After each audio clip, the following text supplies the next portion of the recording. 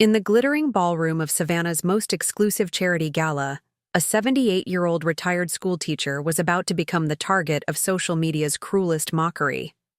What started as an evening celebrating historic preservation took a shocking turn when she came face to face with the city's most ruthless social media influencer. Magnolia Maggie Beaumont wasn't your typical charity gala attendee. For over 4 decades, she had spent her life teaching underprivileged children in Savannah's poorest neighborhoods, known for her unwavering dignity and quiet resilience. When she encountered Victoria Sterling Caldwell filming her cheap costume, jewelry for Instagram Live, she had no idea she was walking into a viral firestorm that would expose secrets buried for generations. Maggie's graceful silence in the face of public humiliation would lead to revelations that would shake Savannah's elite to their core. What began as cruel laughter over fake pearls and dime store diamonds would become a stunning discovery of hidden family legacy worth over $2 million. The historic city of Savannah would never be the same after the world learned that sometimes the most precious treasures are hidden in the most humble places. Before we jump back in, tell us where you're tuning in from, and if this story touches you, make sure you're subscribed, because tomorrow, I've saved something extra special for you. Magnolia Beaumont adjusted the simple strand of pearls at her throat as she stepped from Jimmy Fletcher's aging pickup truck into the warm Savannah evening. The Telfair Museum's Jepson Center gleamed before her, its modern glass facade reflecting the golden hour light that filtered through the Spanish moss hanging from the ancient oaks lining York Street. She could hear the murmur of conversation and gentle laughter drifting from the Heritage Foundation Gala already in progress. "You sure you don't want me to walk you in, Maggie?" Jimmy's weathered hands gripped the steering wheel, his eyes scanning the elegant crowd visible through the venue's floor-to-ceiling windows. "I'm perfectly capable of managing on my own, thank you." Maggie's voice carried the quiet authority of someone who had spent 43 years commanding the attention of reluctant students. She smoothed down her navy dress, purchased from the clearance rack at Belk's 3 seasons ago but still presentable, and touched the antique brooch pinned near her left shoulder. The piece had belonged to her grandmother Rose, a swirling constellation of what appeared to be modest garnets and small diamonds arranged in an intricate Victorian pattern. Jimmy's expression softened. "I know you can. Just call when you're ready to leave. I'll be watching the Braves game at Murphy's, but I'll keep my phone on." Maggie nodded, understanding the unspoken concern in his voice. At 78, she was one of the few attendees who would arrive without a spouse, without children or grandchildren to serve as social buffers in a crowd that valued connections above all else. But the Heritage Foundation had been important. To her late grandmother, and despite her modest teacher's pension, Maggie had maintained her membership for decades, one of the few luxuries she allowed herself. The earrings caught the light as she turned toward the entrance. Simple diamond studs that Rose had worn to church every Sunday, passed down along with stories about their origin that had grown hazier with each telling. To Maggie, they weren't. Jewelry so much as memory made tangible. Pieces of a family history that lived now only in her careful stewardship. Inside the Jepson Center, Savannah's social elite mingled beneath soaring ceilings, their conversations a careful choreography of charity one-upmanship and subtle status displays. Maggie accepted a glass of wine from a passing server and found herself gravitating toward the exhibition walls, where photographs and artifacts told the story of Savannah's architectural preservation efforts. "Honestly, look at her trying so hard," a voice carried across the marble floor, pitched just loud enough to ensure it would be overheard. Victoria Sterling Caldwell stood near the center of the main gallery, her perfectly highlighted blonde hair swept into an elaborate updo that had required 2 hours at the salon that afternoon. Her champagne-colored Tadashi Shoji dress, last season but few would notice, hugged her carefully maintained figure, and the David Yurman bracelet on her wrist caught the gallery lighting with each animated gesture. "It's almost sweet, really," Victoria continued, her phone held at the perfect angle as she addressed her Instagram Live audience. The device's screen showed her polished reflection alongside the gathering behind her, including Maggie's figure near the far wall. Some people just don't understand that there's a difference between attempting elegance and achieving it. Her small circle of followers, women whose own insecurities were carefully masked beneath designer handbags and cosmetic procedures, tittered appropriately. Sarah Beth Whitmore, wife of a real estate developer, leaned closer to the phone's camera. "Victoria, you're terrible," she whispered with delighted shock, though her eyes remained fixed on the screen to ensure she appeared properly scandalized. "I'm just being honest," Victoria replied, adjusting her angle to better capture the crowd. "We all work so hard to maintain certain standards in our community, and then you have situations like—" She gestured delicately toward Maggie, who was studying a photograph of the restoration of the historic district's oldest synagogue. "Those pearls are obviously costume." Victoria's voice carried the authority of someone whose Instagram account boasted 37,000 followers. "Probably from one of those home shopping networks. And that brooch? My grandmother had something similar from the Woolworth's jewelry counter in 1962. The comments began scrolling across her phone. Screen immediately. OMG dying. Why would she even show up dressed like that? Someone needs to tell her this isn't a church potluck. The secondhand embarrassment is real. Victoria's smile widened as the engagement numbers climbed.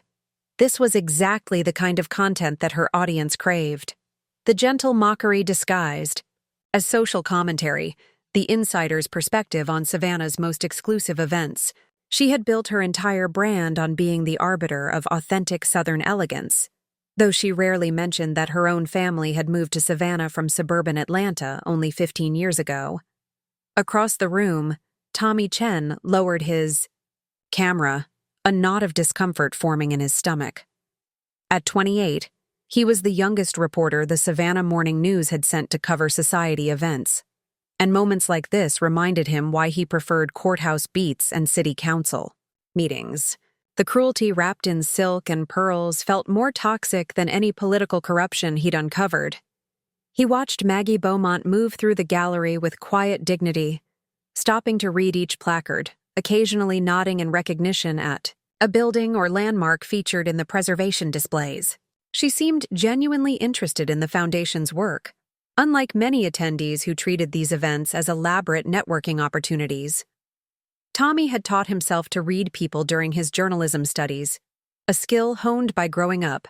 As the son of immigrants who had clawed their way into the middle class through relentless work and careful saving, he recognized the subtle signs of someone navigating spaces where they didn't quite belong.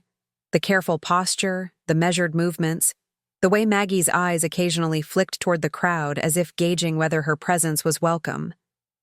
"Oh, and those earrings," Victoria's commentary continued, her voice rising slightly as more viewers joined the live stream. "Honestly, if you're going to wear fakes, at least invest in convincing ones.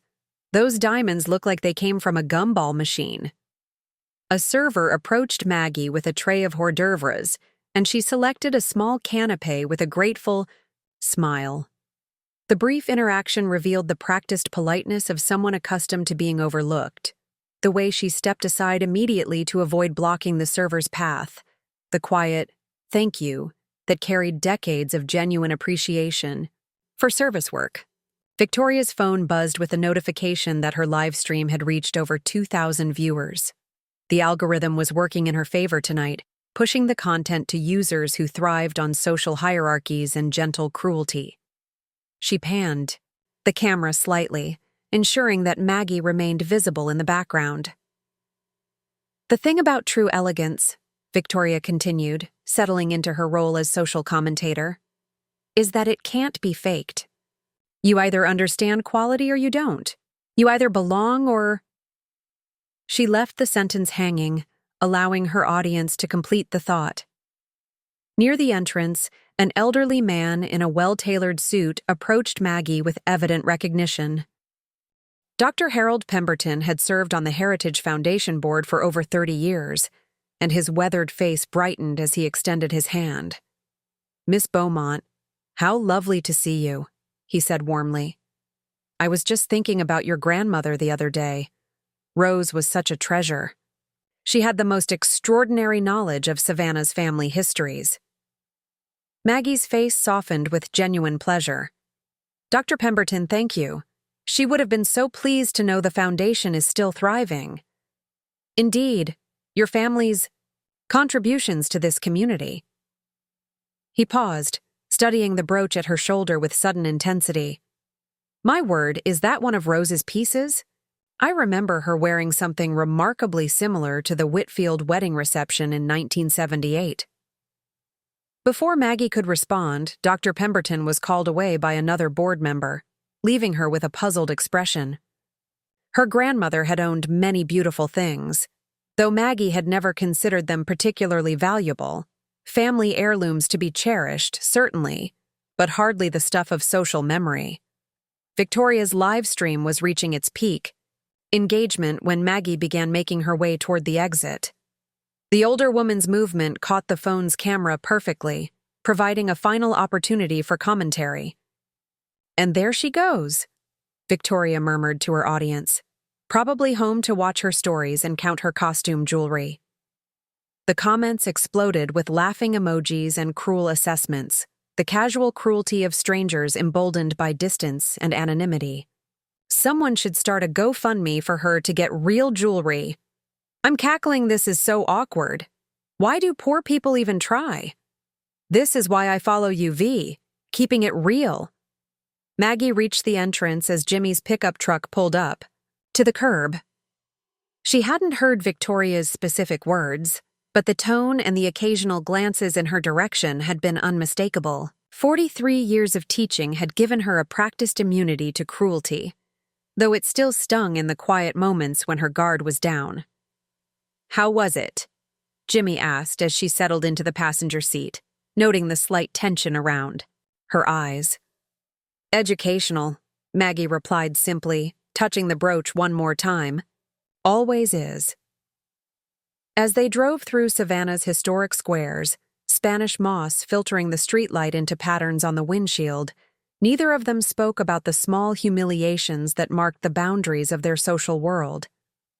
Jimmy had learned long ago not to ask too many questions about events he couldn't afford to attend, and Maggie had learned to carry her dignity like armor, protective, but sometimes heavy. Behind them, Victoria Sterling Caldwell was ending her livestream with promises of more authentic Savannah insights tomorrow, unaware that her casual cruelty had been captured not just by her own camera, but by the dozens of smartphones held by attendees who found her commentary more entertaining than the Foundation's presentation. The video would be reshared, screenshot, and dissected across platforms, gathering momentum in the way that social media content does when it strikes the perfect note of superiority and schadenfreude. By morning, thousands of strangers would know about the elderly woman in costume jewelry who had dared to attend Savannah's most exclusive charity event. But in the darkness of Jimmy's truck, Maggie simply fingered her grandmother's brooch and watched the familiar streets roll past, carrying with them the weight of stories she had never thought to question and treasures she had never thought to truly see. Marcus Washington's hand paused over his morning coffee as the notification lit up his phone screen. Another tagged post in the endless stream of social media content that his antique dealer network shared, usually estate sale announcements or authentication requests. But something about this particular video made him set down his ceramic mug and lean forward in his kitchen chair. The video had been shared by his colleague Jennifer, who ran an estate jewelry business in Charleston, with a simple message: "This is why I hate social media. Poor woman." Marcus tapped play, expecting another mundane clip of someone showing off a recent acquisition. Instead, he found himself watching Victoria Sterling Caldwell's live stream from the previous evening, her voice dripping with disdain as she panned her camera across the Heritage Foundation gala. But Marcus wasn't listening to her commentary. His trained eye had locked onto something in the background, an elderly woman in a navy dress, visible over Victoria's shoulder. "Pause," he muttered, tapping the screen. The video froze on a frame where the woman was clearly visible, and Marcus felt his breath catch. Even through the mediocre phone camera quality and the distance, he could see enough detail to make his pulse quicken. The pearl necklace appeared to have the lustrous, slightly irregular surface of genuine cultured pearls, not the uniform, plasticky sheen of costume jewelry.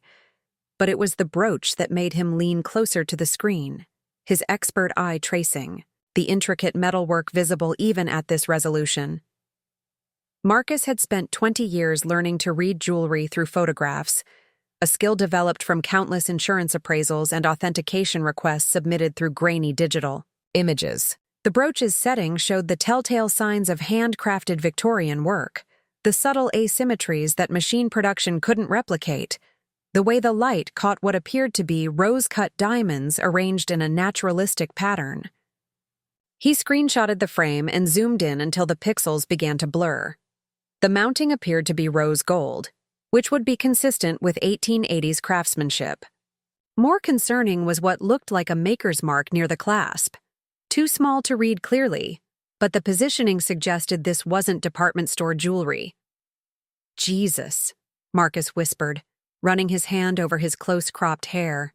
He'd grown up hearing stories from his grandmother about the beautiful things that wealthy Savannah families would discard or donate, pieces that ended up in estate sales for fractions of their true value.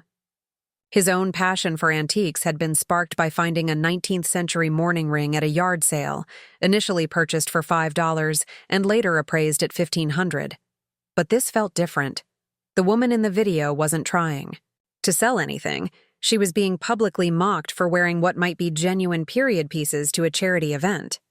The cruelty of it made his chest tighten with a familiar anger that reached back to childhood memories of watching his grandmother be dismissed by employers who never bothered to learn her name. Marcus replayed the video, this time focusing on the earrings. The diamonds, if they were diamonds, showed the fire and brilliance that distinguished genuine stones from glass or cubic zirconia. Even allowing for the phone camera's limitations, there was something about the way light moved through those stones that suggested authenticity. He reached for his laptop and began typing Tommy Chen's name into the search engine. Marcus had read the young journalist's coverage of local estate auctions, appreciating his attention to detail and apparent respect for the historical significance of the pieces being sold. If anyone would approach this situation with sensitivity, it would be someone who understood both the human story and the potential historical value. Tommy's email was listed on the Savannah Morning News website, and Marcus began composing a message, then deleted it and started over. How do you explain to a stranger that you think you've witnessed someone being publicly humiliated for wearing jewelry that might be worth hundreds of thousands of dollars? His phone buzzed with another notification. The video had been shared. Again, this time with a caption that made his jaw clench. When you shop the clearance rack at Dollar General but still want to pretend you're fancy Ader Savannah, Society, Ader Know Your Place, the comments beneath were worse. A stream of laughing emojis and cruel observations about the elderly woman's appearance, her obvious financial limitations, her audacity in attending an event where she clearly didn't belong. Marcus had seen this kind of viral mockery before. The way social media could transform a single moment into a public humiliation that reached far beyond its original context. But what if they were all wrong? Marcus pulled up his professional databases, searching for any records of significant jewelry pieces that had gone missing from estate sales or museum collections in the Savannah area. The brooch in the video reminded him of something, a style he'd seen in auction catalogs featuring pieces from prominent Southern families of the late 19th century. His laptop chimed with an incoming email from a collector in Charleston who often shared interesting finds. The subject line read, "Have you seen this viral video? Something doesn't look right." Marcus clicked open the message to find the same screenshot he'd captured along with a note. The mounting on that brooch looks like Cartier or Tiffany work from the 1880s. Way too sophisticated for costume jewelry. Thought you'd want to see this. The woman's being roasted online and she might be wearing a museum piece. 3 more similar messages arrived in quick succession from colleagues across the Southeast. each pointing out details that suggested the jewelry's authenticity. The consensus among people who actually knew what they were looking at was unanimous. This wasn't costume jewelry.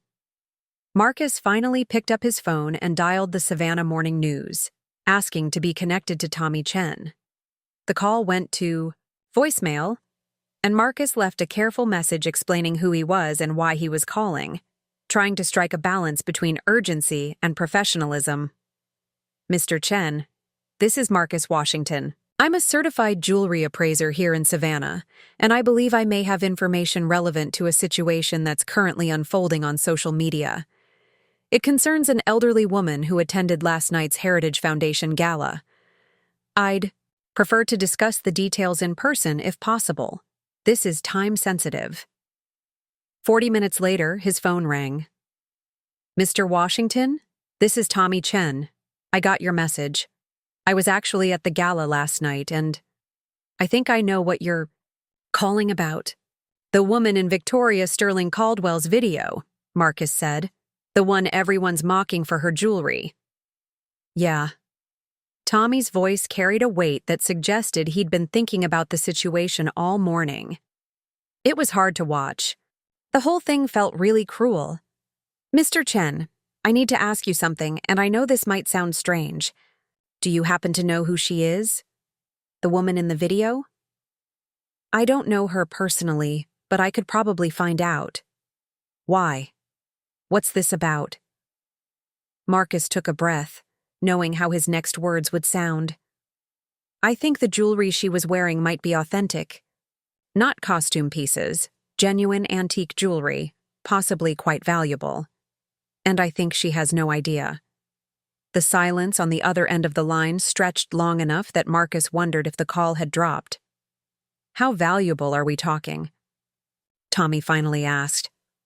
I can't be certain without examining the pieces in person, but based on what I can see in the video, potentially hundreds of thousands of dollars, maybe more. Another pause. Jesus. Mr. Chen, this woman is being humiliated online for wearing what might be museum-quality artifacts to a charity event. Every person sharing that video and adding their own cruel commentary is participating in something that's not just morally wrong. It's based on a complete misunderstanding of what they're actually looking at. Marcus could hear typing on the other end of the line, presumably Tommy taking notes. What do you need from me? Tommy asked. Help me find her. Help me approach her respectfully and offer to examine her collection. If I'm right, this story could change everything, not just for her, but for how people think about making assumptions based on appearances. And if you're wrong? Marcus considered this. Then I've wasted a few hours of my time trying to help someone who didn't deserve the treatment she received last night. But Mr. Chen, I've been doing this for 20 years. I'm not wrong about what I saw in that video. Tommy was quiet for another moment. There's something else you should know. The video's gone viral, really viral. It's been shared thousands of times in the last 12 hours, and the comments, they're getting worse. Marcus felt a surge of urgency. Somewhere in Savannah, an elderly woman was waking up to discover that her quiet humiliation at a charity gala had become entertainment for thousands of strangers. She had no idea that the jewelry she'd inherited from her grandmother might be worth more than most people's houses. We need to move fast, Marcus said, before this gets any worse for her. I can try to track her down through the Heritage Foundation's membership records. Give me a few hours. Mr. Chen?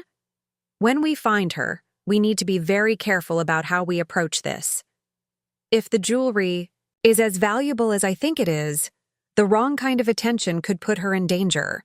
Preparing and narrating this story took us a lot of time, so if you are enjoying it, subscribe to our channel. It means a lot to us. Now back to the story. As Marcus ended the call, he looked again at the screenshot on his laptop screen. The woman stood with quiet dignity despite the mockery swirling around her, wearing what might be treasures that had somehow survived generations to end up in her care. He thought about his grandmother's stories, about the beautiful things that passed through the hands of people who were never expected to understand their value, about the assumptions that wealth and poverty, education and ignorance could be read from the surface of someone's life. Somewhere in Savannah, a story was waiting to unfold that would challenge every assumption the viral video had reinforced. Marcus just hoped they could reach her before the cruelty of social media inflicted any more damage. Outside his window, the morning sun filtered through the live oaks that lined his street in the Victorian district, the same trees that had witnessed generations of Savannah's hidden stories. Today, one of those stories was about to emerge from the shadows, carried by an elderly woman who had no idea she might be wearing history itself. Marcus opened his laptop and began researching everything he could find about Victorian jewelry, preparing for what might be the most important authentication of his career. Not because of the monetary value, but because of what it might restore to a woman who deserved so much better than the cruelty of strangers. Marcus Washington's hand trembled slightly as he knocked on the weathered door of 412 East Gaston Street. The modest Victorian house sat behind a wrought iron gate that had seen better decades, its paint peeling in places where Savannah's humidity had won its slow battle against maintenance budgets. Through the lace curtains, he could see movement, a figure approaching with the careful gait of someone who'd learned not to hurry. When the door opened, revealing Magnolia Beaumont in a faded house dress, Marcus felt the weight of what he was about to say. "Miss Beaumont, I'm Marcus Washington, a jewelry appraiser. This is Tommy Chen from the Morning News. We were wondering if we might speak with you about last night's event." Maggie's grip tightened on the door frame. "If this is about that woman's recording—" "Ma'am," Marcus interrupted gently, "I believe there's been a significant misunderstanding about your jewelry. I think what you were wearing last night might be worth considerably more than anyone realized."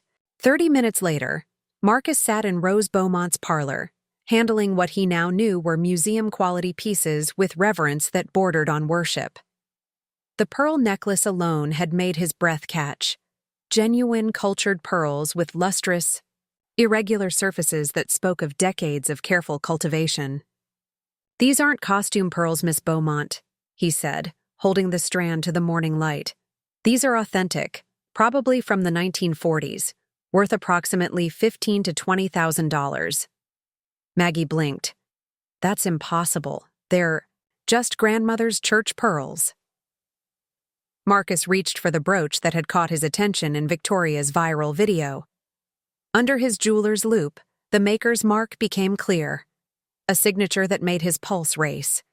"Miss Beaumont," he said carefully, "this is a Tiffany & Co. piece from approximately 1885 to 1895.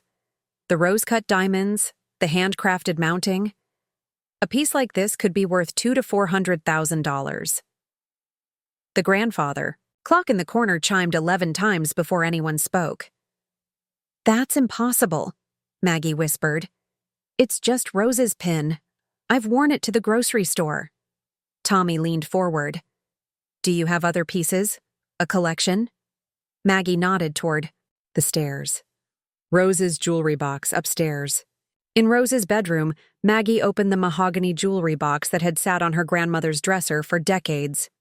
Marcus's sharp intake of breath filled the silent room as the first tray revealed more than 24 pieces nestled in individual, silk-lined compartments. But it was what lay beneath the second tray that made Marcus reach for his phone to call the Smithsonian. "Miss Beaumont," he said, his voice tight with controlled excitement. "I need to contact Dr. Sarah Mitchell. She specializes in American decorative arts." He looked up, meeting her bewildered gaze. "I think you may own one of the most significant private jewelry collections in the Southeast." Wrapped in faded silk at the bottom of the box, Tommy discovered a small leather journal filled with Rose's careful handwriting. The entries made everything suddenly, startlingly clear. Payment from Mrs. Whitfield. Emerald bracelet for silence regarding E's condition, 1943. Brooch from Thornton Estate. Dress alterations and discretion about missing silver, 1945. Necklace from Mrs. Patterson. Wedding dress work and forgetting inheritance conversation, 1945. Maggie read over Tommy's shoulder, her understanding of her grandmother shifting with each entry. Rose hadn't just been a seamstress, she'd been a keeper of secrets, paid in heirlooms by wealthy families who needed her discretion as much as her skill. "Oh, Rose," Maggie breathed. "What kind of life were you really living?" Marcus held up an elaborate diamond and sapphire necklace he'd unwrapped from the box's deepest compartment. "The life of someone who understood that knowledge could be more valuable than money," he said. "And sometimes the two could be exchanged."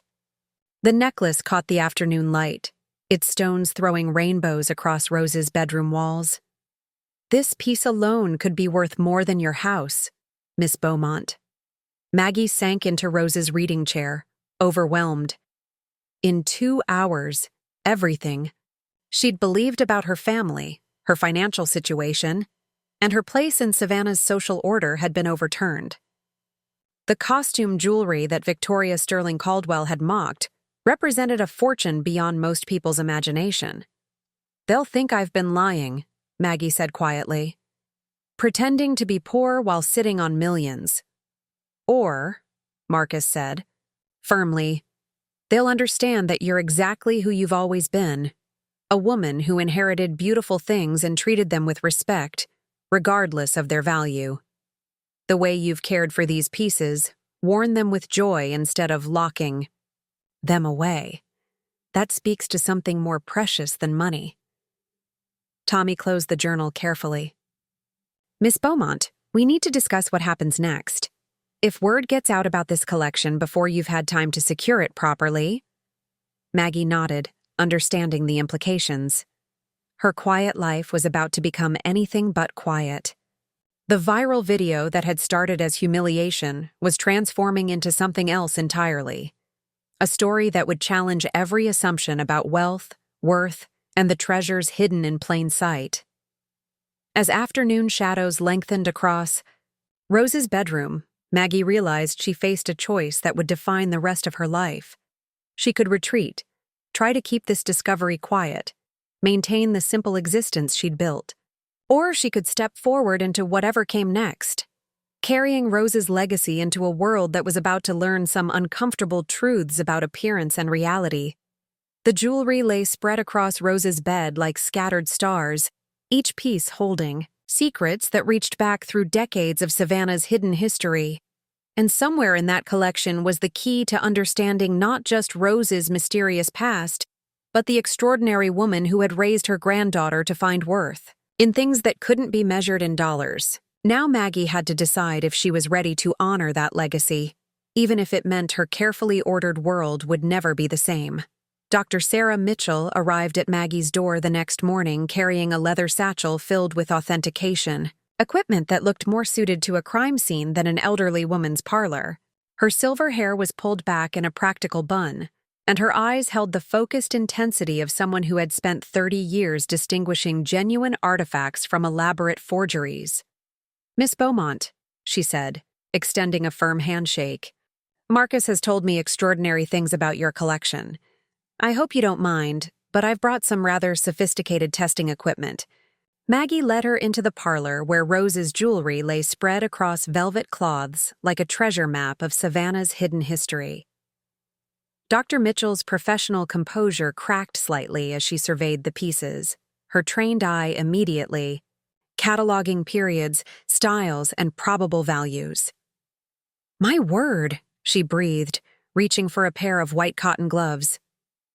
Marcus wasn't exaggerating. While Dr. Mitchell began her meticulous examination, Maggie retreated to Rose's bedroom with her grandmother's journal, settling into the worn velvet chair by the window where Rose had spent countless evenings mending clothes for Savannah's elite families. The afternoon light filtering through Spanish moss cast dancing shadows across the pages as Maggie read deeper into her grandmother's secret life. October 1943. "Mrs. Caldwell brought me her mother's emerald set today. Says she needs the work, clothes for her factory job, but I think she's really hiding the jewelry from her husband's creditors. She paid me with a small diamond brooch. 'Rose,' she said, Sometimes beautiful things need to disappear for a while. I understand. Maggie paused, startled by the familiar surname. Could this be related to Victoria Sterling Caldwell's family? The cruel irony would be extraordinary. Victoria mocking jewelry that might have originated from her own family's desperate circumstances. December 1943. The Whitfield girl is with child, unwed. Mrs. Whitfield paid me handsomely to alter a wedding, dress overnight, and to forget what I'd witnessed in their parlor. The emerald bracelet she gave me belonged to her grandmother. This scandal dies with us, Rose, she told me. Some secrets are worth more than gold. A memory surfaced unbidden. Rose at her sewing machine in the front room, working late into the night on elaborate gowns while young Maggie did homework at the kitchen table. She'd never questioned why wealthy women brought their most delicate work to a seamstress in their modest neighborhood, or why they always came personally rather than sending servants. March 1945. The Patterson family is fleeing to Charleston, ahead of some business scandal. Mrs. Patterson brought me a sapphire necklace that belonged to her great-grandmother. Rose, you've kept our family's secrets for 3 years. This necklace has seen too much history in this house. Perhaps it will have better luck with someone who understands discretion. The stones are magnificent, but they feel heavy with sorrow. Downstairs, Dr. Mitchell's voice carried up through the old house, animated with the excitement of discovery. Marcus, look at the craftsmanship on this mourning locket. The jetwork is exquisite, and the hair compartment is intact. This is museum quality. Can you date it? Marcus's voice responded. 1860s, certainly. Possibly earlier, but Marcus. Dr. Mitchell's tone shifted, becoming more serious. I've seen this piece before, in a catalog from the Confederate Memorial Museum in Richmond. It was reported stolen from their collection in 1962. Maggie's hands stilled on the journal pages. She could hear the conversation continuing below, muffled but urgent. The word stolen echoed in her mind as she turned to another entry. June 1962. Mrs. Thornton came to me in tears today. Her son has gotten into trouble with some unsavory characters, gambling debts that could ruin the family. Name, she brought me several pieces of Civil War-era jewelry that she said belonged to a museum collection her late husband had borrowed years ago during his tenure as a board member. Rose, these pieces need to disappear until the family can weather this storm. We'll say they were stolen. Can you keep them safe? Sometimes keeping secrets means keeping stolen goods. But what choice do I have? Maggie's breath caught. Rose hadn't just been keeping family secrets. She'd been harboring stolen artifacts, pieces taken from museum collections by desperate families protecting their reputations. The weight of this revelation settled over her like Spanish moss in summer, heavy and inescapable. She descended the stairs to find Dr. Mitchell photographing the mourning locket with clinical precision while Marcus took detailed notes. Both experts looked up as she entered, their expressions carefully neutral. Miss Beaumont, Dr. Mitchell said gently, we need to discuss some complications with your collection. I know, Maggie replied, holding up the journal. Rose wrote everything down. The next hour passed in careful revelation as Maggie shared her grandmother's entries, while Dr. Mitchell identified 3 more pieces with questionable provenance.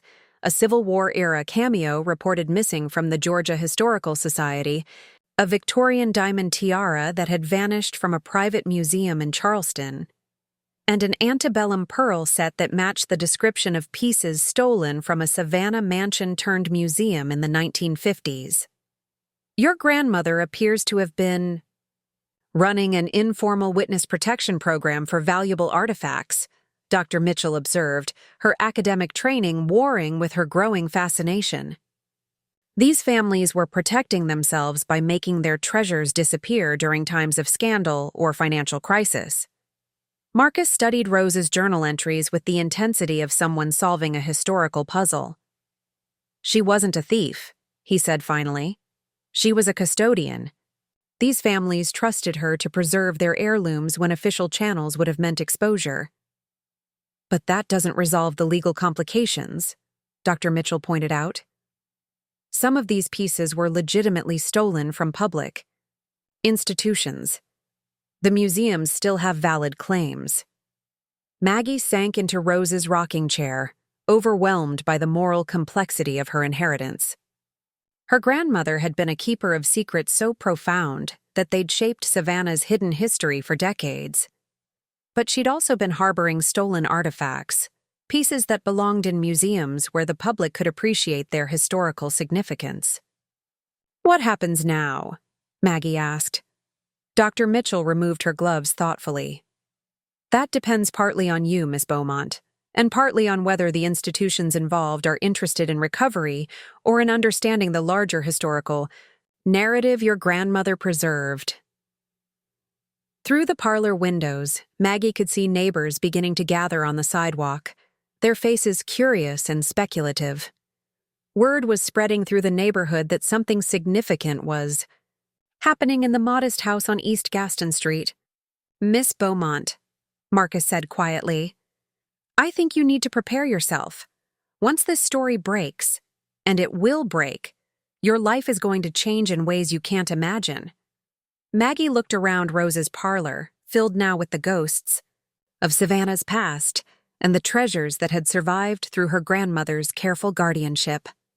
Somewhere in this collection lay the stories of families whose secrets had shaped a city's history, preserved by a seamstress who understood that some things were more valuable than their monetary worth. Tomorrow, the world would learn about Rose Beaumont's extraordinary legacy. But tonight, Maggie had to decide whether she was strong enough to carry that legacy forward, even if it meant revealing truths that some families had paid handsomely to keep buried. Maggie woke to the sound of car doors slamming outside her bedroom window. Through Rose's lace curtains, she could see news vans lining East Gaston Street like mechanical vultures, their satellite dishes raised toward the morning sky. Reporters clutched coffee cups and checked their phones while cameramen tested equipment on her front lawn. Tommy Chen's article had gone live at 6 a.m. Viral video victim owns $1 million jewelry collection. Within hours, the story had been picked up by CNN, Fox News, and every major network in the Southeast. The elderly woman who'd been mocked for her costume jewelry was now the center of a media frenzy that stretched from Savannah to New York. Her landline had been ringing since dawn, the ancient answering machine cycling through messages from producers, reporters, and strangers, offering everything from investment advice to marriage proposals. Maggie had unplugged the phone after the 15th call, but the noise outside her windows continued to grow. Jimmy Fletcher appeared at her back door at 7:30, his face grim with protective anger. "Maggie, I've got 3 reporters in my driveway asking about your secret wealth," he said, accepting the cup of coffee she offered with hands that shook slightly. "One of them wanted to know if you'd been living a lie all these years." "A lie?" Maggie's voice carried decades of teacher's authority, the tone that had once silenced unruly classrooms. "I've worn Rose's jewelry openly for 40 years. If people chose to assume it was worthless because I'm not wealthy, that says more about them than about me." Through the kitchen window, they watched a reporter practicing her segment while pointing at Maggie's house. Mysterious collection worth potentially millions, hidden in plain sight in this modest Savannah neighborhood.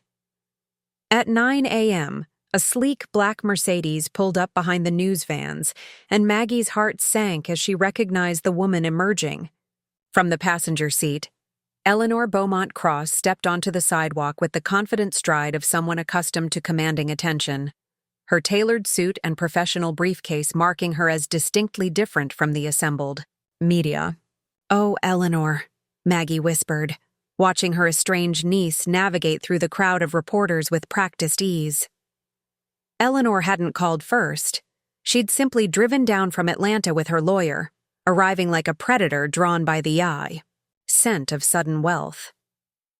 The last time Maggie had seen her niece was at Rose's funeral 12 years ago, when Eleanor had stayed for exactly 1 hour before claiming urgent business in Atlanta. The doorbell's chime cut through the morning chaos, followed by a crisp knock that carried unmistakable authority.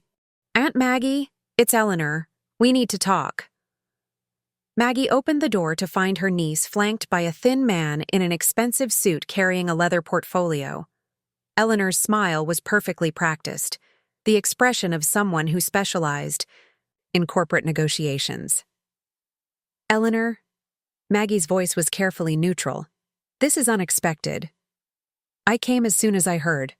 Eleanor stepped into the foyer without invitation, her eyes immediately scanning the modest interior with the assessment of someone calculating square footage and property values. "Aunt Maggie, you must be overwhelmed by all this attention. I thought you might need family support." The word family hung in the air like Spanish moss, beautiful but parasitic. "This is Robert Castellanos, my attorney," Eleanor continued. "We've driven down to help you navigate the legal complexities of your discovery." Maggie led them into Rose's parlor, where the jewelry collection had been carefully secured in acid-free boxes pending Dr. Mitchell's full authentication.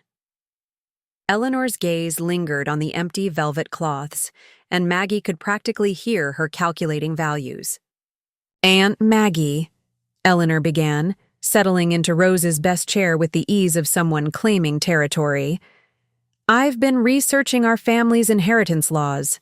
As Rose's only surviving blood relatives, we need to discuss the proper distribution of the estate."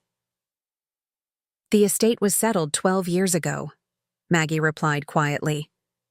"Everything was left to me." Robert Castellanos opened his portfolio with theatrical precision. "Miss Beaumont, there's significant legal precedent for challenging estate distributions when the true value of assets wasn't known at the time of probate. If these jewelry pieces are worth millions, as the media suggests, there are grounds for reopening the estate based on material misrepresentation." Jimmy Fletcher, who had been listening from the kitchen doorway, stepped forward with the protective instincts of someone who'd watched vultures circle before. "Now wait just a minute," he said, his voice carrying 40 years of mechanical precision. "Maggie's been caring for that jewelry collection for over a decade. She's preserved it, protected it, treated every piece with respect. You show up the day after it makes headlines and suddenly your family?" Eleanor's polished composure flickered. "Mr.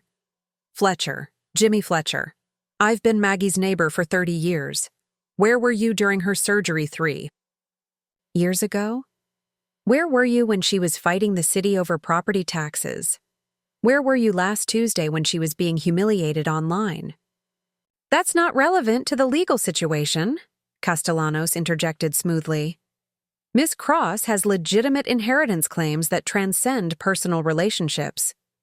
Maggie watched this exchange with the weary recognition of someone who'd spent decades mediating playground disputes. Eleanor's transformation from absent family member to concerned relative had taken exactly 12 hours, the time between Tommy's article going live and her arrival with legal counsel. "Eleanor," Maggie said quietly, cutting through the attorney's prepared arguments, "when did you change your name?" The question hit its target with surgical precision. Eleanor's carefully maintained composure cracked, revealing the shame that had driven her away from Savannah decades ago. "That's not. It was a professional decision. Beaumont Cross sounds more distinguished in corporate law." "You were ashamed," Maggie continued, her teacher's instinct for truth cutting through polished lies. "Ashamed of Rose's house, ashamed of our modest neighborhood, ashamed of being connected to people who darned their own socks and shopped at secondhand stores." "Aunt Maggie, that's not fair." "You haven't called me in 3 years, Eleanor. You missed my birthday, Christmas, Easter. You've never asked about my health, my finances, or my life. But now that there might be money involved—" The room fell silent except for the muffled sounds of reporters outside, their cameras trained on the windows like electronic eyes waiting for movement. Castellanos cleared his throat.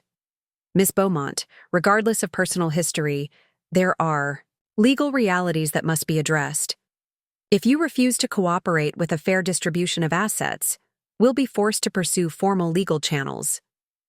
Maggie stood slowly, her spine straightening with the dignity that had carried her through 4 decades of teaching and a lifetime of quiet struggles. Mr. Castellanos, you can pursue whatever legal channels you choose, but understand this. I've spent 12 years honoring Rose's memory by living the values she taught me.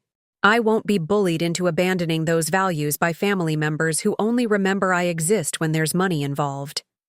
Eleanor's mask slipped completely, revealing the desperate ambition beneath. Those jewels should be in a bank vault, not sitting in this museum of poverty. You don't understand what real wealth means, Aunt Maggie. You can't possibly manage assets of this magnitude. And you can't possibly understand what those pieces mean beyond their monetary value, Maggie replied. They're Rose's legacy, Eleanor. The story of a woman who built a life of purpose and dignity despite circumstances that would have broken lesser people. That legacy isn't for sale. As Eleanor and her attorney gathered their papers with barely concealed frustration, Maggie realized that the true test of Rose's inheritance wasn't about money. It was about remaining true to the values that had guided 3 generations of Beaumont women through whatever storm Savannah could deliver. Eleanor remained in the parlor after her attorney left, her polished exterior finally cracking to reveal the raw ambition beneath. The Mercedes idled outside while Robert Castellanos made phone calls to Atlanta law firms, but Eleanor seemed reluctant to leave, as if the proximity to millions of dollars had awakened something she couldn't easily abandon. You don't remember what it was like, Eleanor said suddenly, her voice stripped of its corporate polish. Growing up here, wearing clothes that Rose made from other people's cast-offs, watching the other kids at school with their store-bought everything. Maggie studied her niece's face, seeing traces of the frightened girl who'd left for college 34 years ago and never really returned. I remember a girl who was brilliant and determined. Rose was so proud when you got that scholarship to Emory. Proud and embarrassed, Eleanor shot back. Do you know what she told me before I left? Don't let them know where you come from. Eleanor, don't let them see the poverty. The words hit Maggie like a physical blow. Rose, who had faced down Savannah's social elite for decades, who had kept their secrets and earned their respect through sheer competence, Rose had been ashamed enough to teach her granddaughter to hide. She was protecting you, Maggie said, quietly. She was teaching me to be ashamed of our family. Eleanor's voice cracked slightly. And it worked. I changed my name, invented a background, built a career on the fiction that I came from somewhere better than here. Do you have any idea what it's like to live that lie for 30 years? Through the front windows, they could see Jimmy Fletcher on his porch, pointedly cleaning his shotgun while glaring at the news crews. His message was clear enough that most reporters had retreated to the street, their telephoto lenses trained on Maggie's house from a respectful distance. Then why are you here now? Maggie asked. If our family is such a source of shame, why risk your carefully constructed image by claiming connection to us?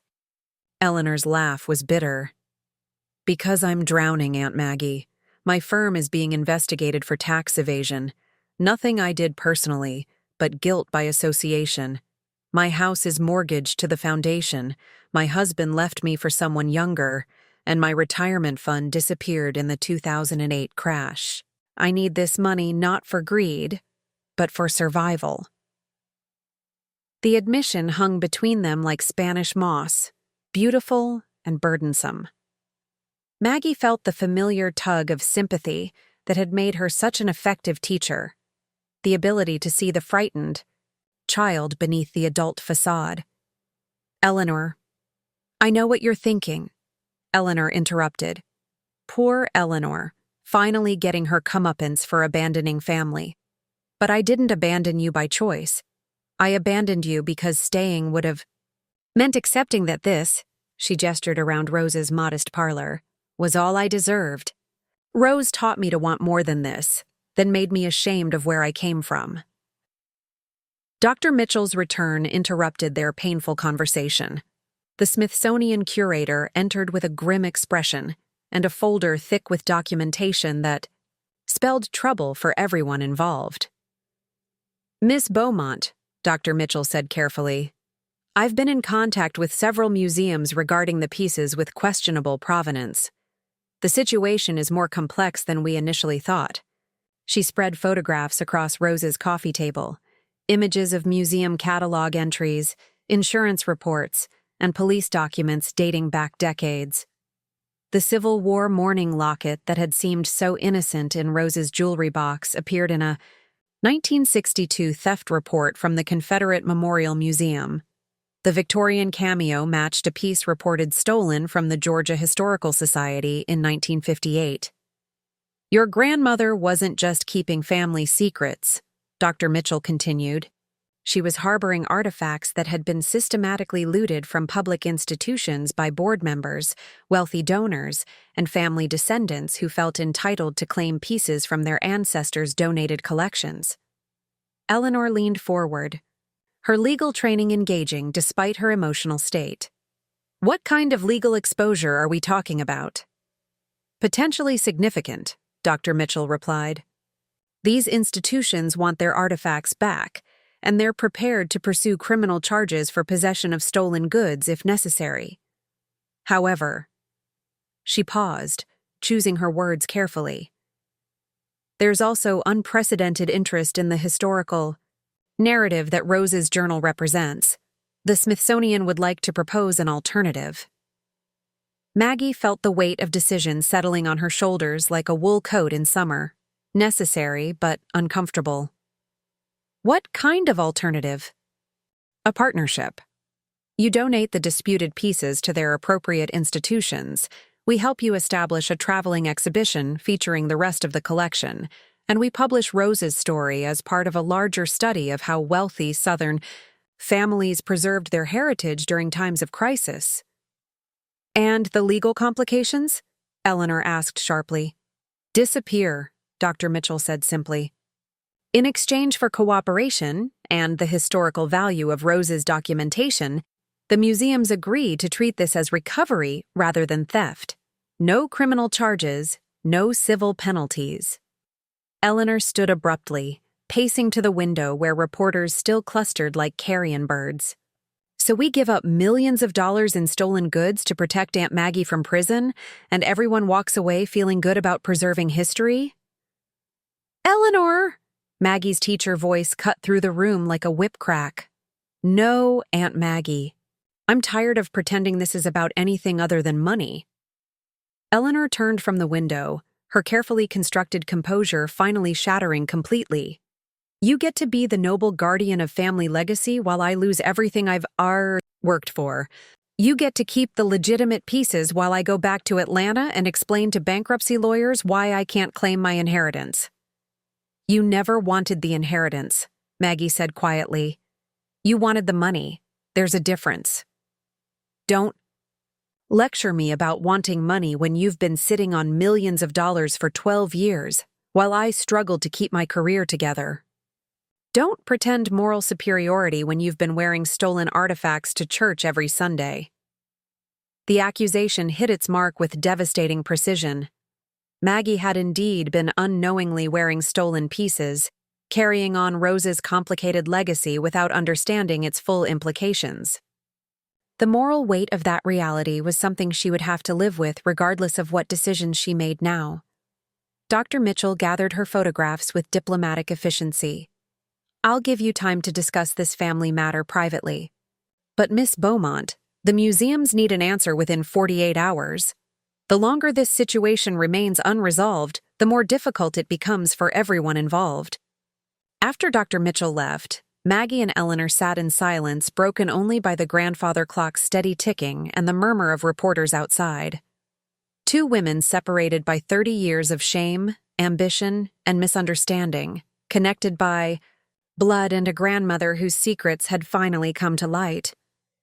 "I loved Rose too," Eleanor said finally, her voice small and defeated. "But I couldn't live her life. I couldn't accept that keeping other people's secrets and preserving their treasures was enough.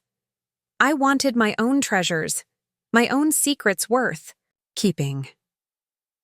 Maggie reached across the space between them, her hand finding Eleanor's with the instinctive gesture of someone who had spent decades comforting frightened children. Rose's greatest treasure wasn't the jewelry, Eleanor. It was raising a granddaughter brilliant enough to earn a scholarship to Emory Law School. The jewelry was just her way of making sure you knew that beautiful things could survive even in difficult circumstances. Eleanor's tears came then, 30 years of carefully suppressed shame and longing spilling over in Rose's parlor, where family secrets had been kept for generations. And Maggie realized that the most valuable inheritance Rose had left them wasn't diamonds or pearls. It was the choice of who they wanted to be when everything they thought they knew about their lives was stripped away. Victoria Sterling Caldwell stood at Maggie's front gate for nearly 10 minutes before finding the courage to open the latch. The media circus had thinned since morning, with only 2 news vans remaining on East Gaston Street. But Victoria felt exposed under their cameras as she approached the modest Victorian house that had become the center of Savannah's most talked about story. Her Instagram account had lost 8,000 followers in 3 days. Her lifestyle brand sponsorships had been quietly terminated.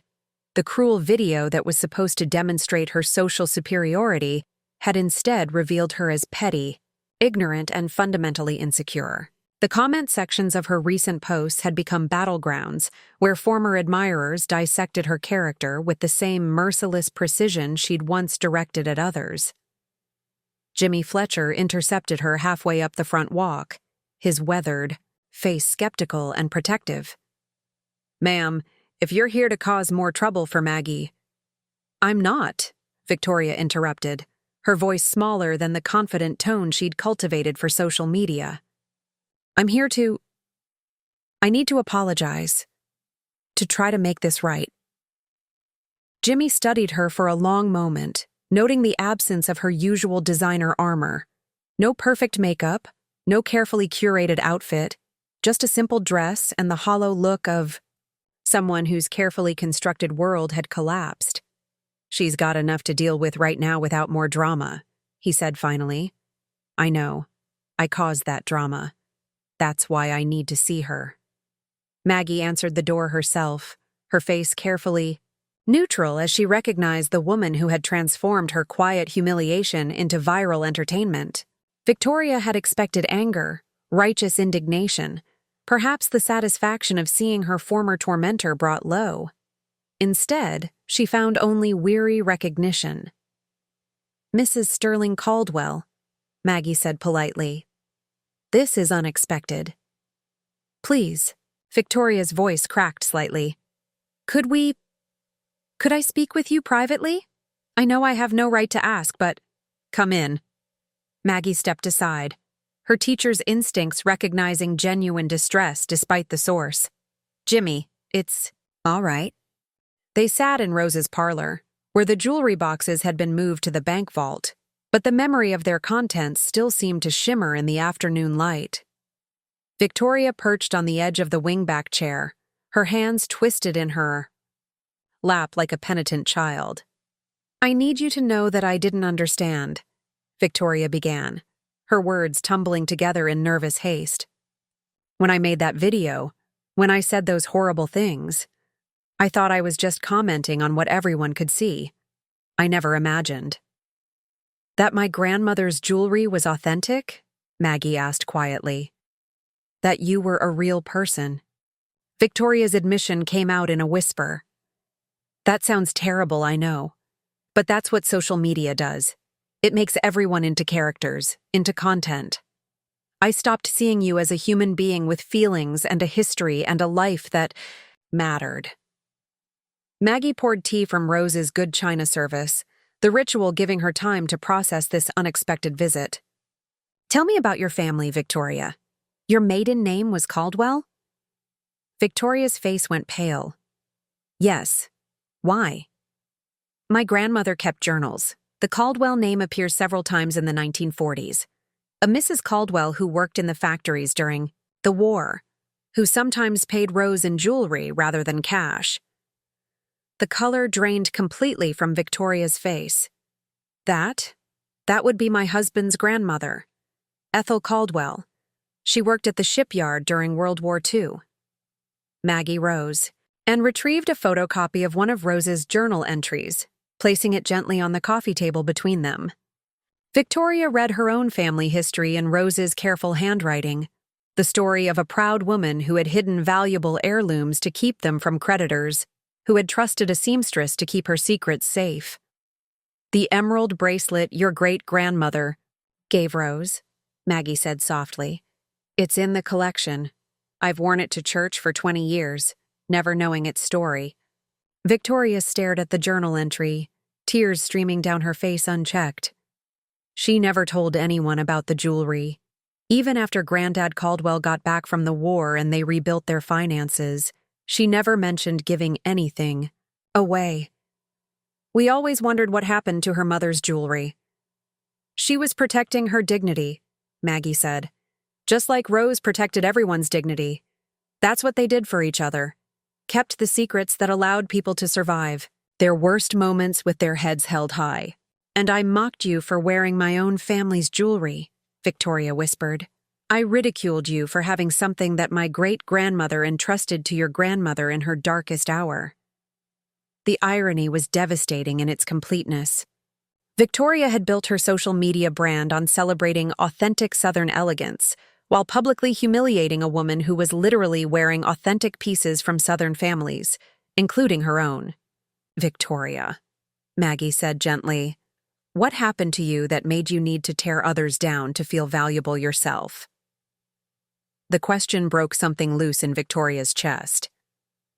"I don't belong here," she said, her voice raw with years of suppressed insecurity. "David's family has been in Savannah for 6 generations. His mother still introduces me as the girl from Atlanta after 15 years of marriage. I built that Instagram account to prove I understood Southern society, but the truth is, I'm just a middle-class girl from Marietta, trying desperately to fit in somewhere I was never really welcome." "So you made someone else the outsider," Maggie observed without judgment. "Yes, and now everyone knows what I really am. The comments on my posts. They're saying the same things about me that I said about you. That I'm a fraud, that I don't belong, that I'm pathetic for trying so hard." Maggie refilled Victoria's teacup, the gesture automatic and maternal. "The difference is that what they're saying about you isn't true. You do belong here, Victoria. Savannah has always been built by people who came from somewhere else and made it their home. Your great-grandmother-in-law understood that.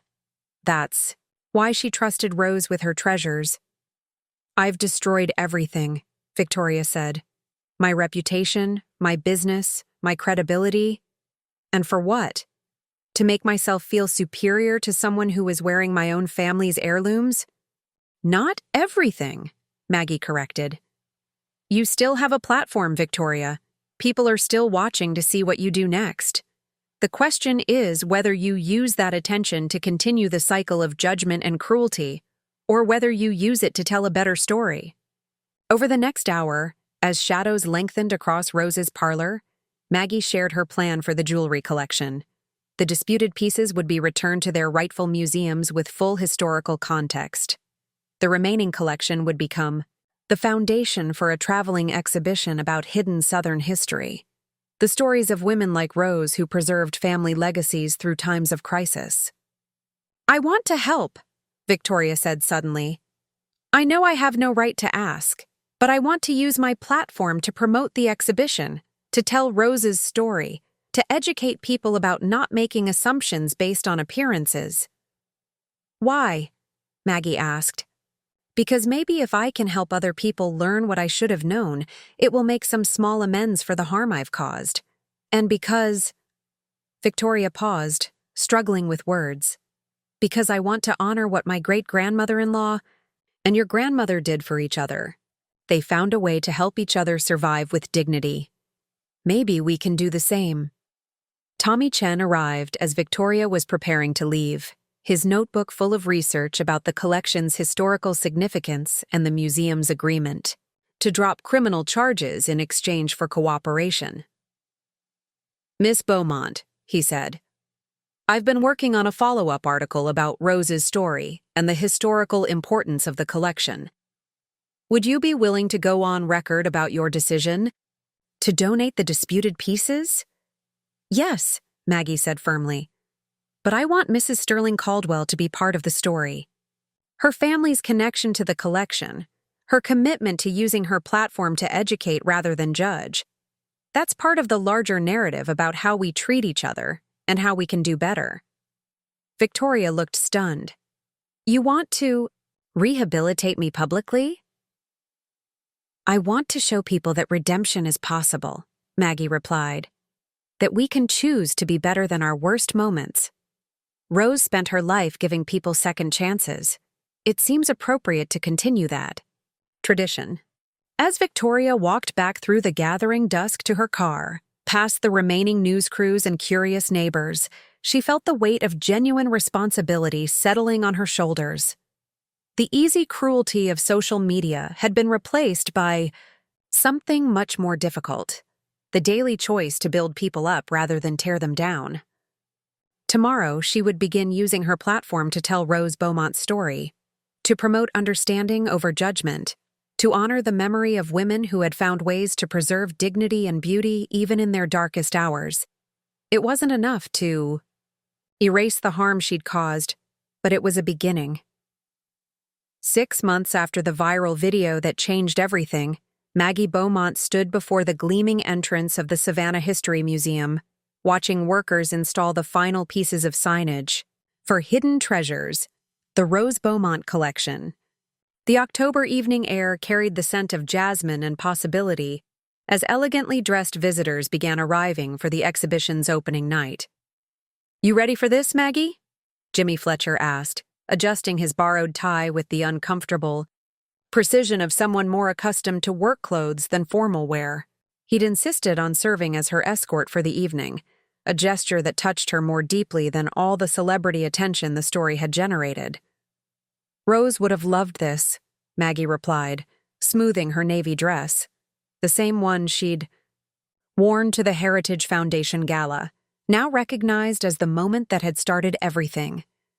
But tonight she wore different jewelry, a simple strand of pearls and matching earrings from the collection's legitimate pieces, along with a new brooch purchased specifically for the occasion, a modest piece from a local artisan, worn with pride rather than inherited from shadows. Inside the museum, the exhibition space had been transformed into a shrine to hidden history. Rose's journal entries were displayed alongside the jewelry pieces they described, creating a narrative that wound through 70 years of Savannah's secret social dynamics. The centerpiece was a recreation of Rose's sewing room, complete with her Singer machine and the wooden jewelry box that had contained treasures beyond imagination. Dr. Sarah Mitchell approached with the satisfied expression of someone whose academic theories had been proven in spectacular fashion. "Maggie, the early reviews are extraordinary. The Times called it a masterclass in how personal stories illuminate broader historical truths. The Smithsonian wants to extend the national tour by 6 months. And the disputed pieces?" Maggie asked. "Safely returned to their rightful institutions, with full credit to Rose's role in their preservation during difficult times. The Confederate Memorial Museum is actually considering a companion exhibition about wartime artifact protection. You've started something much larger than you realize." Across the room, Victoria Sterling Caldwell stood near the display featuring her great-grandmother-in-law's emerald bracelet, reading Rose's journal entry about Ethel Caldwell's wartime struggles to an interviewer from Southern Living magazine. Victoria's social media transformation had been remarkable. Her Instagram account now featured educational content about Southern history, antique authentication, and the importance of looking beyond surface appearances. "The bracelet in this case belonged to my husband's family," Victoria was explaining, her voice carrying genuine emotion. When I made that terrible video 6 months ago, I had no idea I was mocking someone for wearing my own family's jewelry. It taught me that our assumptions about other people are often more revealing about our own ignorance than about their circumstances. Tommy Chen moved through the crowd with a photographer, documenting the evening for what would become a major feature in the morning news's Sunday magazine. His original article about the discovery had won a state journalism award and led to a book deal about Rose's story, but he'd insisted that all proceeds go toward the scholarship fund Maggie was establishing. "Miss Beaumont?" A familiar voice called from near the entrance. Maggie turned to see Eleanor approaching with tentative steps, her expression a mixture of hope and uncertainty. She'd driven down from Atlanta alone, having declined Maggie's invitation twice before finally accepting at the last minute. "Eleanor." Maggie's voice carried cautious warmth. "I wasn't sure you'd come." "I almost didn't." Eleanor's gaze swept the exhibition, taking in the careful presentation of their family's story. "I've spent so many years trying to distance myself from all this. But seeing it here, seeing how people are responding to Rose's story, I realized I was ashamed of the wrong things." They walked together through the exhibition, Eleanor stopping frequently to read journal entries she'd never known existed. At the display featuring Rose's wartime work, she found an entry that made her breath catch. "Eleanor is leaving for college next week. I've taught her to be ashamed of where she comes from, thinking it would protect her from the cruelty I've witnessed in these great houses. But watching her pack Rose's small jewelry pieces in tissue paper, I wonder if I should have taught her to be proud instead. These beautiful things survived because someone cared for them with love, not because they were worth money. Perhaps that's the real lesson she needs to take with her." "She knew," Eleanor whispered. "She knew what she'd done to me, and she regretted it." "Rose loved you fiercely," Maggie said gently. "She just didn't know how to protect you from a world that judges people by their possessions rather than their character." "I became exactly what she feared," Eleanor replied. "Someone who valued appearance over substance, who forgot that dignity, comes from how you treat others, not from what you own." Near the exhibition's end, they found the display that had drawn the largest crowd, a section titled, "The True Inheritance." It featured not jewelry, but photographs of Rose's impact on her community, the children she'd clothed during the Depression, the families she'd helped through donations of food and time, the quiet acts of service that had defined her life more than any secret she'd kept.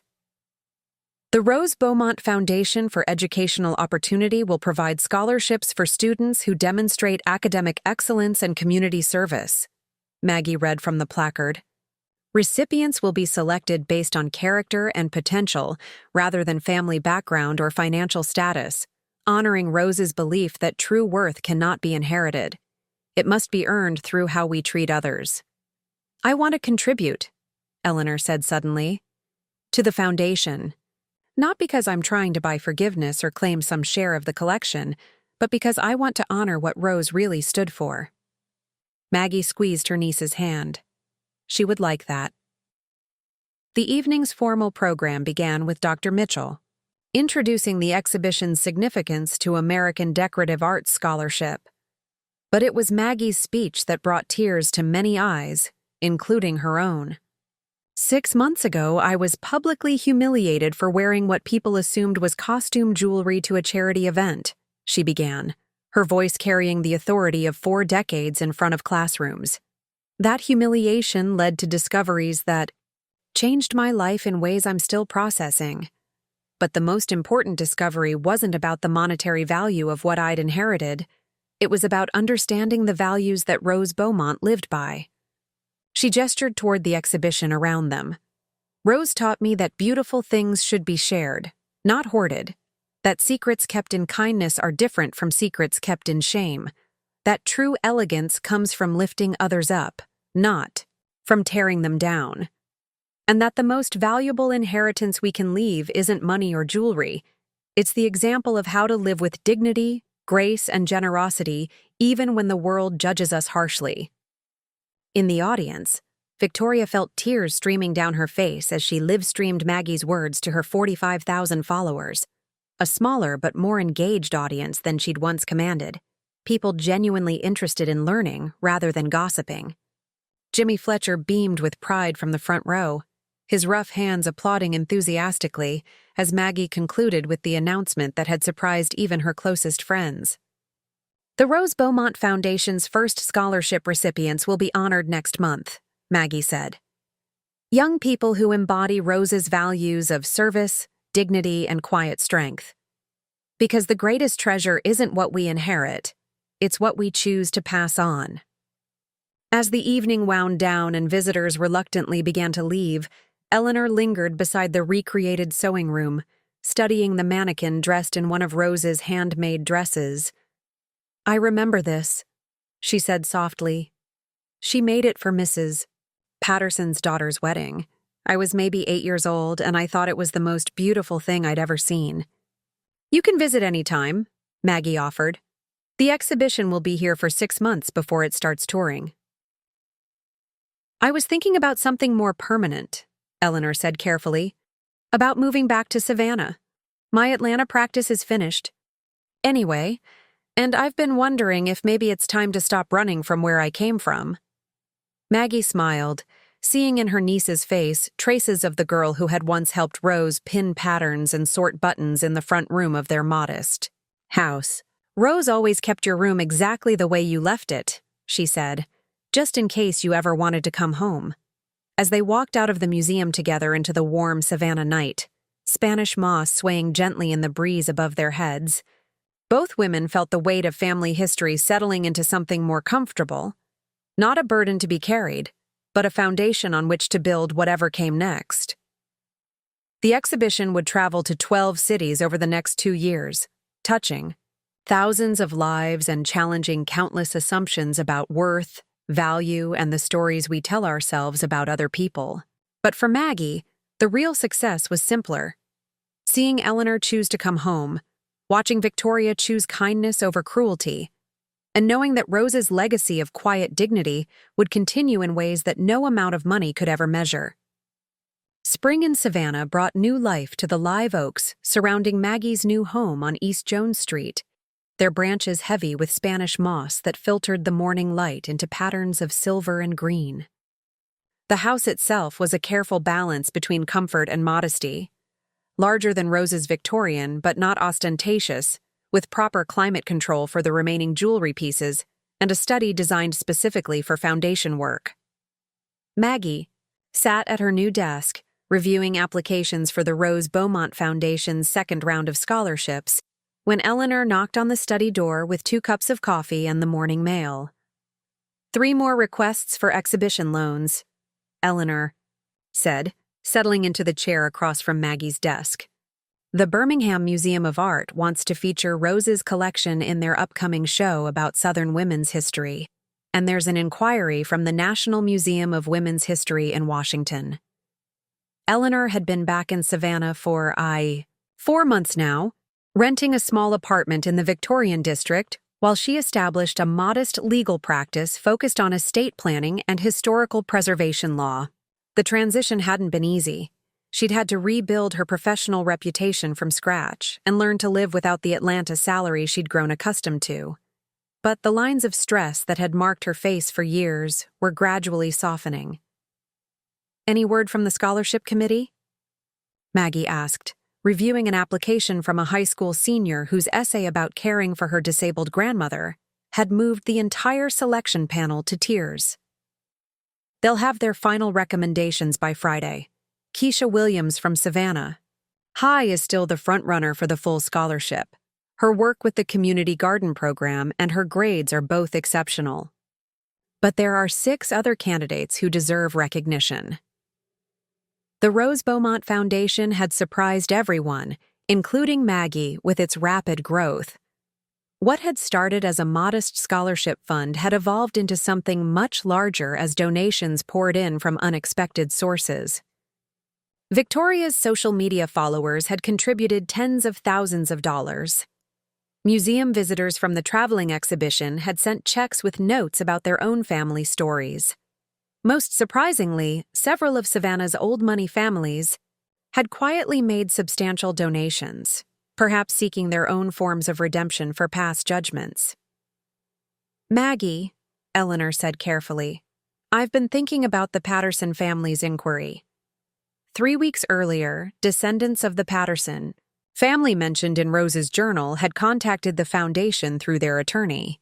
They'd seen the exhibition and wanted to discuss the sapphire necklace that their ancestor had given Rose in 1945. Unlike Eleanor's initial legal threats, this inquiry came with genuine curiosity about their family history and an offer to contribute to the foundation rather than demanding the jewelry's return. They're not claiming ownership," Eleanor continued. "They want to understand the story behind why their great-grandmother gave away such a valuable piece. The youngest daughter, Patricia Patterson Webb, actually remembers Rose coming to the house and wants to share those memories." Maggie set down the scholarship application she'd been reading. "What kind of memories?" "Happy ones, apparently." She remembered Rose as someone who made her mother smile during a very difficult time.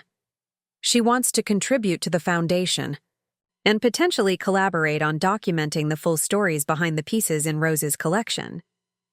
It was a pattern that had emerged repeatedly over the past months. As Rose's story spread through the exhibition and media coverage, descendants of the families mentioned in her journals began reaching out, not with legal claims, but with missing pieces of the historical puzzle. The cruel social media mockery that had started everything was being replaced by a genuine effort to understand and preserve Southern family histories that had been hidden for decades. Victoria knocked and entered without waiting for an answer, her arms full of poster boards and marketing materials. Her transformation continued to astonish everyone who had known her before the viral video. The woman who had once used her platform for gossip and social climbing now devoted her considerable organizational skills to promoting historical education and social awareness. "The Charleston stop is confirmed for next month," Victoria announced, spreading materials across Maggie's coffee table. "The Gibbies Museum expects record attendance, and they want to add a lecture series featuring families whose stories connect to Rose's work. Also, the documentary crew wants to film the scholarship ceremony next week." The documentary had been unexpected. A filmmaker from New York who'd been following the story since the viral video had convinced Maggie to participate in a feature-length film about the collection's discovery and its impact on discussions about class, judgment, and hidden history. The project had evolved into something much larger about how social media could be used for education rather than humiliation. "How are you feeling about the ceremony?" Eleanor asked. "It's going to be quite public." Maggie smiled, thinking about the 15 scholarship recipients who would be honored the following week. Their essays had moved her deeply, stories of young people overcoming circumstances that would have broken weaker spirits, demonstrating the same quiet resilience that had characterized Rose's generation. "I'm excited," she admitted. "These students represent everything Rose believed in. That dignity and worth come from character, not circumstances. They're going to change the world in ways we can't imagine." Jimmy Fletcher appeared in the doorway, looking uncomfortable in the sport coat Maggie had convinced him to wear for his new role as the foundation's maintenance coordinator. The title was deliberately modest, but Jimmy's responsibilities had grown to include security for traveling, exhibitions, coordination with museums, and serving as the unofficial guardian of Rose's legacy. "Ladies, sorry to interrupt, but we've got a situation that needs your attention," he said. "Good situation," he added quickly, seeing their concerned expressions. "The mayor's office called. They want to discuss naming the new community center after Rose." The room fell silent. Maggie had been approached about various honors for Rose, street naming, historical markers, inclusion in the city's official historical tours, but a community center felt different. More substantial, more aligned with Rose's actual values. "The center serves the same neighborhoods where Rose did most of her community work," Jimmy continued, "provides after-school programs, job training, senior services. They think the Rose Beaumont Community Center has a nice ring to it." Victoria looked up from her marketing materials. The publicity value alone would be enormous for the foundation, but more importantly, it would ensure that Rose's story becomes part of Savannah's permanent historical record. Eleanor nodded thoughtfully. From a legal perspective, we'd want to ensure that any naming agreement includes provisions for maintaining the center's mission of community service.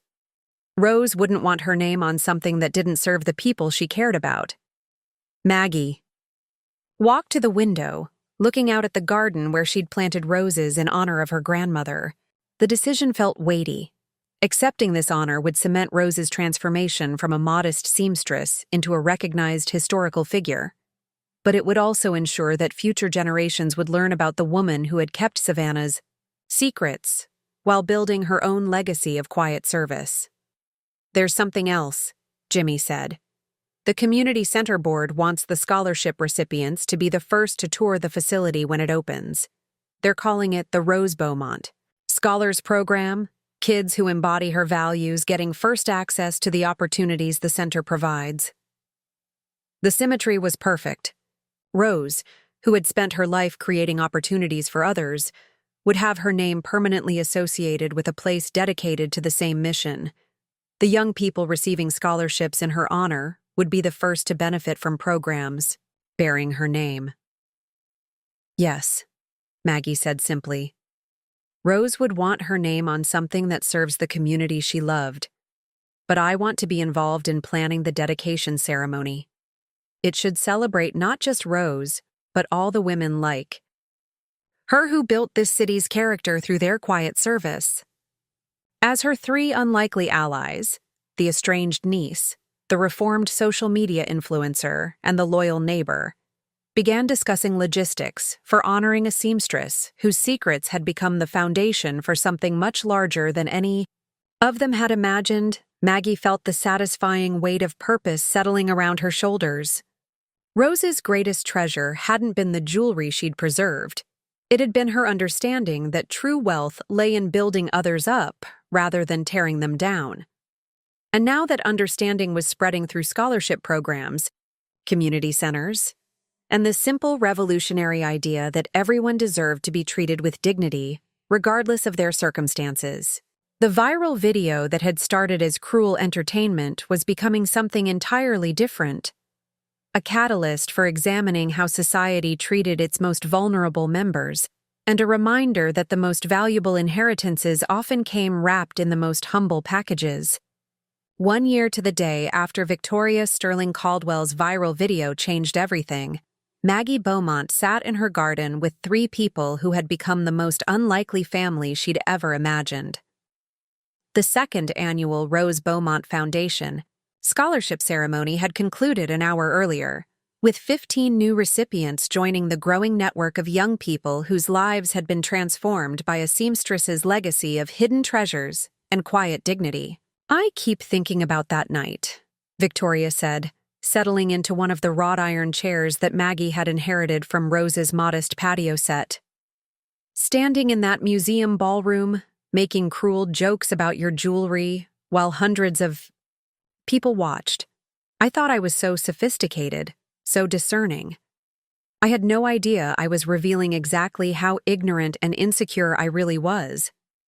Eleanor poured sweet tea from the pitcher Maggie had prepared, the same recipe Rose had perfected during summer afternoons when young Eleanor would visit, and they'd sit on the front porch watching neighbors pass by. "We all thought we knew who we were that night," she said. "I was the successful Atlanta attorney who'd escaped her embarrassing family background. You were the social media influencer who understood elegance. Maggie was the modest retired teacher with costume jewelry. And Jimmy was the protective neighbor who'd seen enough of life to know when people were being cruel," Jimmy Fletcher added, accepting his glass with hands that had grown gentler since becoming an unofficial grandfather figure to the scholarship recipients. "Turns out we were all wrong about what mattered." Maggie fingered the simple gold pendant at her throat, not one of Rose's elaborate pieces, but a gift from the first group of scholarship recipients, engraved with Rose's words. From her journal, "Beautiful things survive because someone cares for them with love." The pendant had become her most treasured piece of jewelry, more valuable than any Tiffany brooch because of the hands that had chosen it and the hearts that had motivated the gift. "Read the letter again," Eleanor suggested, nodding toward the envelope that had arrived that morning from the Smithsonian. Maggie unfolded Dr. Sarah Mitchell's formal correspondence, though she'd already memorized its contents. The Rose Beaumont collection has attracted more than 800,000 visitors across its 15-city tour, generating unprecedented public interest in American decorative arts and social history. More significantly, the exhibition has inspired 17 other museums to develop programming focused on hidden histories of working-class women who preserved cultural artifacts during times of social and economic upheaval. 17 museums, Victoria repeated wonderingly. Rose's story is inspiring people across the entire country to look more carefully at the assumptions they make about other people's lives. The number felt surreal to Maggie. Rose, who had lived so quietly that most neighbors knew her only as the woman who took in sewing and kept to herself, had become a symbol of dignity in the face of judgment. Her journal entries were being studied in university courses on Southern history. Her story was being taught in high schools as an example of how ordinary people preserve extraordinary legacies. "There's something else," Maggie said, reaching for a second letter that had arrived with Dr. Mitchell's report. This came from a woman in Oregon whose grandmother was also a seamstress. She found a collection of jewelry in her grandmother's things along with a journal documenting similar arrangements with wealthy families during the Depression. She's donating the collection to start a foundation modeled after ours. Jimmy shook his head in amazement. How many women like Rose were out there, keeping other people's secrets and preserving their treasures? How many stories have we lost because we assumed their lives weren't worth documenting? It was a question that had haunted Maggie throughout the year as letters poured in from across the country. Descendants of seamstresses, housekeepers, and domestic workers were discovering that their grandmothers had been custodians of hidden histories much larger than anyone had imagined. Rose's story was becoming a catalyst for recognizing the complex lives of women who had been rendered invisible by their social class. "The real treasure was never the jewelry," Eleanor said quietly. "It was Rose's understanding that treating people with dignity costs nothing but creates value that can't be measured in dollars." Maggie nodded, thinking about the scholarship recipients who had spoken at that afternoon's ceremony. Keisha Williams, the first Rose Beaumont scholar, was now studying museum conservation at Savannah College of Art and Design, planning to dedicate her career to preserving artifacts from underrepresented communities. Marcus Thompson was studying social work, inspired by Rose's example of quiet service. Diana Chen, no relation to Tommy, despite the shared surname, was pursuing journalism with a focus on amplifying voices that were often overlooked. "I've been thinking about forgiveness," Victoria said suddenly. "Not just asking for it, but understanding what it means. When you forgave me for that video, Maggie, you didn't just absolve me of guilt. You gave me the chance to become someone better than I'd been." "Rose did the same thing for the families in her journals," Eleanor added. "She didn't judge them for their scandals or their desperate circumstances. She simply provided a safe place for their treasures until they could reclaim them or pass them on with honor." As afternoon shadows lengthened across the garden, Maggie reflected on the profound ways her understanding of inheritance had evolved. The monetary value of Rose's collection had been staggering, nearly $3 million by the final authentication. But the true wealth lay in the values that had guided 3 generations of women through whatever storms life delivered. "I have something for each of you," Maggie said, rising to retrieve a small wooden box from the house. Inside were 3 pieces from Rose's collection, not the most valuable pieces, but ones that carried particular significance. To Eleanor, she gave a simple gold locket that had belonged to Rose's mother. For remembering that coming home takes courage, but it's never too late to choose family over fear. To Victoria, she presented the small emerald bracelet that Victoria's great-grandmother-in-law had given Rose during the war. for understanding that true elegance comes from lifting others up, and that some family treasures are meant to be shared. To Jimmy, she offered Rose's wedding ring, a plain gold band that had never left Rose's finger until her death. For showing me that the most valuable thing anyone can inherit is someone who will stand by them regardless of circumstances. Each of them understood that they were being entrusted with more than jewelry. They were becoming custodians of Rose's legacy of quiet service and radical kindness. "What about you?" Eleanor asked. "What do you consider your true inheritance from Rose?" Maggie smiled, looking around the garden where they sat, at the house that had become a headquarters for preserving dignity and creating opportunity, at the three people who had become her chosen family through shared commitment to something larger than themselves. "The understanding that wealth isn't what you accumulate," she said. "It's what you give away." Rose spent her life creating value for other people, keeping their secrets, preserving their treasures, protecting their dignity. She taught me that the most precious inheritance isn't something you can put in a bank vault. It's the capacity to see worth in others when the world tells them they're worthless. As the sun set over Savannah, painting the Spanish moss gold and silver, four people who had been brought together by a cruel viral video sat in comfortable silence, each understanding that they had inherited something far more valuable than jewelry or money. They had inherited the responsibility to continue Rose Beaumont's quiet revolution, the radical idea that everyone deserves to be treated with dignity, and that sometimes the most extraordinary treasures are hidden in the most ordinary places. The viral video that had started as entertainment had become education. The mockery that had been meant to diminish had instead revealed magnificence. And somewhere in the gathering dusk, the spirit of a seamstress who had spent her life preserving beautiful things must have been smiling, knowing that her greatest treasure, the understanding of true worth, would continue to shine long after. The last diamond had been catalogued, and the final museum display had been dismantled. The true inheritance, they all understood now, was the choice to build others up rather than tear them down. Everything else was just jewelry. Up next, you've got two more standout stories right on your screen. If this one hit the mark, you won't want to pass these up. Just click and check them out. And don't forget to subscribe and turn on the notification bell so you don't miss any upload from us.